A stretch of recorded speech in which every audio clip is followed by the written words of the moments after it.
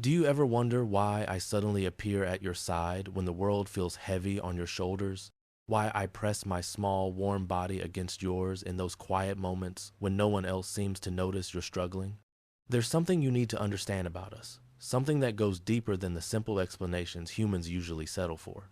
We don't just sense your emotions, we read them in ways your own species often cannot. And what draws us to you isn't random or coincidental. It's ancient, deliberate, and more profound than you might imagine. When you lower yourself to the floor, when you make yourself small and sit where we live our lives, something shifts in the air between us. You see, we experience the world from down here, where the ground holds all the secrets, where every vibration travels through the floorboards and into our sensitive paws. The moment you descend to our level, you're speaking a language older than words. You're saying that you're willing to enter our realm, to see things from our perspective, and that gesture of humility doesn't go unnoticed. Your face comes closer, your scent becomes more accessible, and suddenly you're not the towering giant who moves through our space. You're something else entirely. You're a companion who understands that true connection requires meeting someone where they are, not demanding they rise to where you stand. There's a particular quality to your voice that calls to something deep within my chest, something that vibrates in harmony with my own purr. When you soften your tone, when you let your words become gentle and unhurried, my ears swivel toward you not out of obedience but out of recognition. High-pitched sounds, the kind you make when you're cooing at me or speaking in that tender register you reserve for small, precious things. Those frequencies pierce through my natural wariness, like sunlight through morning mist. Scientists have discovered that we respond most powerfully to sounds in the range of 3 to 4 kilohertz, frequencies that mimic the calls of our kittens. But what they can't measure is the emotional resonance, the way your softened voice makes me feel safe enough to expose my vulnerable belly, safe enough to close my eyes in your presence. Every time you speak to me in that soothing whisper, you're reaching across the vast evolutionary distance between us and touching something maternal, something that remembers being cradled and protected. Now let me tell you about stillness, about the profound gift you give me when you simply stop moving and exist quietly in the same space I occupy. You humans are always in motion, always reaching and grabbing and pursuing. But when you settle into a chair and become motionless, when your breathing slows and your energy quiets, I can finally approach you on my own terms. Cats are ambush predators by nature, yes, but we're also creatures who need to assess, to observe, to decide when the moment is right. Your stillness tells me that you're not a threat, that you won't suddenly lunge or startle me with unpredictable movements. It creates a pocket of peace in the chaos of daily life, and into that peace I can venture, testing the air with my whiskers, measuring the distance with my eyes, until finally I'm close enough to touch you, to claim you as part of my territory, to mark you as mine. The way you extend your hand matters more than you know, and most humans get this wrong, thrusting their fingers directly toward our faces as if we should welcome such bold invasion of our personal space. But you, when you've learned our ways, you offer your hand slowly. You let it hover at a respectful distance, and you allow us to bridge that final gap ourselves. We need to investigate first, to gather information through our incredible sense of smell, to catalog your scent and cross-reference it with our memories. When we press our cheeks against your knuckles, we're not just being affectionate, we're marking you with the scent glands hidden in our faces, creating a chemical signature that declares you as part of our chosen family. And if you've touched another cat, if you've been generous with your affection elsewhere, we know immediately, and we work to overlay that foreign scent with our own, to reclaim you from whatever interloper has temporarily borrowed your attention. There's magic in the slow blink, in that deliberate closing of eyes that you've perhaps noticed we offer to those we trust completely. In the wild, closing one's eyes in the presence of another creature is an act of supreme vulnerability, a statement that says, I believe you won't harm me while I'm momentarily blind. When you return that slow blink, when you deliberately close your eyes and open them slowly while looking at me, you're speaking fluent cat. You're telling me in my own language that you trust me too, that you recognize the sacred nature of what we're sharing. This simple exchange can transform our relationship, can turn a cautious coexistence into genuine affection.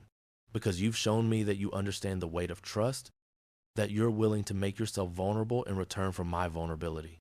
Your hands possess a power that transcends simple touch, especially when you discover the secret places where we long to be stroked but cannot reach ourselves.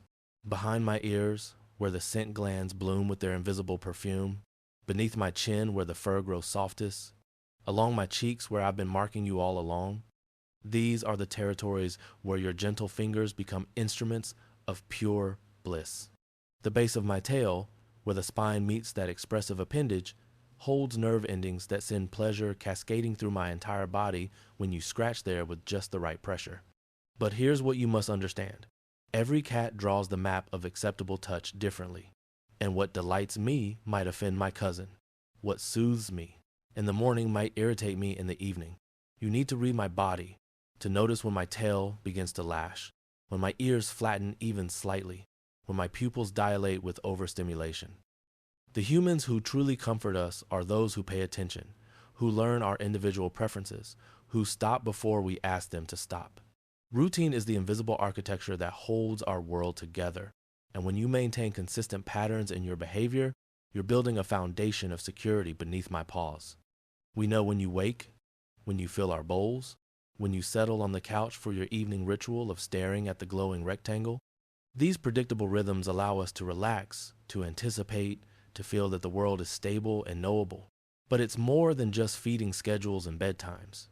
It's the way you always greet me when you return home, the way you have a special chair where we share our quiet moments, the way you've created rituals that include me as an essential participant. When you disrupt these patterns, when you travel or change your schedule, the world tilts on its axis and we feel the instability deep in our bones. The greatest comfort you can offer is the gift of consistency, the promise that tomorrow will echo today, that you are a reliable presence in our carefully constructed universe. Sometimes the most comforting thing you can do is nothing at all, or rather, to do your own thing while I do mine in the same room. We cats are often misunderstood as aloof, as independent to the point of not needing companionship. But this betrays a fundamental misunderstanding of how we experience connection. I don't always need you to touch me or speak to me or focus your attention on me. What I need is your presence, your energy in the space, the sound of your breathing, and the warmth of your body somewhere nearby. When you read your book while I nap on the armchair, when you work at your desk while I sun myself on the windowsill, we're together in the way that matters most to me. You're my anchor, my safe harbor. And simply knowing you're there allows me to sink into that deep, restorative sleep that only comes when a cat feels completely protected. The treats you offer with your fingers, those tiny morsels that appear when I've done something that pleases you, or simply because you want to express your affection, these create bonds stronger than you might imagine. Food is survival, and when you provide it, especially when you hand it to me directly, you're fulfilling the most ancient contract between human and feline. But choose wisely, because we remember everything. If you've given me something that upset my delicate stomach, something that tasted wrong or felt unpleasant, I won't forget.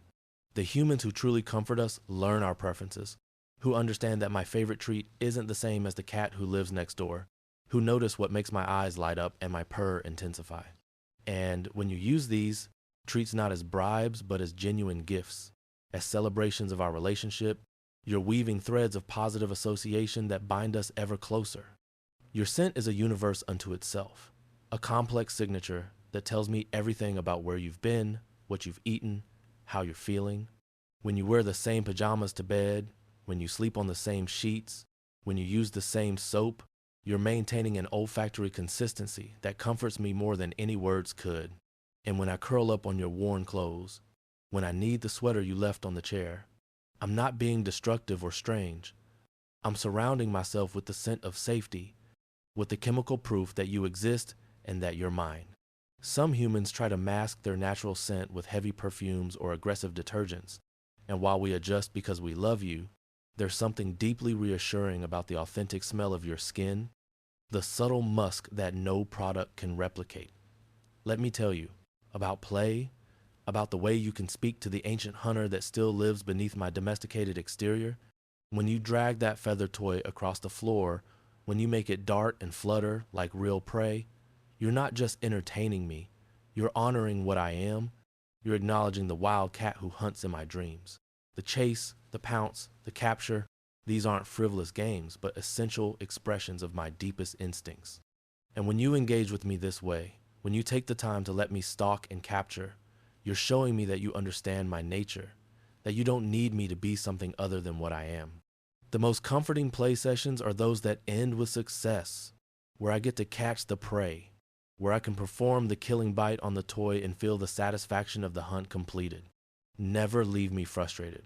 Always let me win, because that successful hunt tells me I'm still capable, still powerful, still the magnificent predator my ancestors were. There are moments when you create sanctuaries, when you leave a cardboard box on the floor or drape a blanket over a chair to form a cave, and you might not realize you're offering me one of the greatest comforts possible. We need hiding places. We need small, dark spaces where we can retreat and feel enclosed on all sides, where nothing can approach us unseen. These aren't signs of fear, but expressions of our fundamental need for security. In the wild, a cat without a safe den is a cat who won't survive long. Your home is full of potential refuges, but the ones you consciously create for me, the ones where you've placed a soft blanket or left the opening position just right, these become sacred spaces, territories of ultimate comfort, where I can process the world, digest my experiences, and emerge renewed when I'm ready. When you respect my boundaries, when you notice that I've retreated and you don't pursue me, don't scoop me up when I'm clearly not in the mood for handling. You're giving me something infinitely precious. You're giving me agency over my own body and choices. Too many humans treat us like living toys, picking us up whenever the urge strikes them, forcing affection when we're not receptive. But you, when you've learned our language, you wait for the invitation. You notice when I approach with my tail held high, when I rub against your leg requesting attention, when I jump onto your lap of my own free will. This respect transforms our relationship from one of ownership to one of mutual choice. And there's no greater comfort than knowing I'm free to come and go as I please, that your love doesn't require me to sacrifice my autonomy. The temperature matters more than you might think.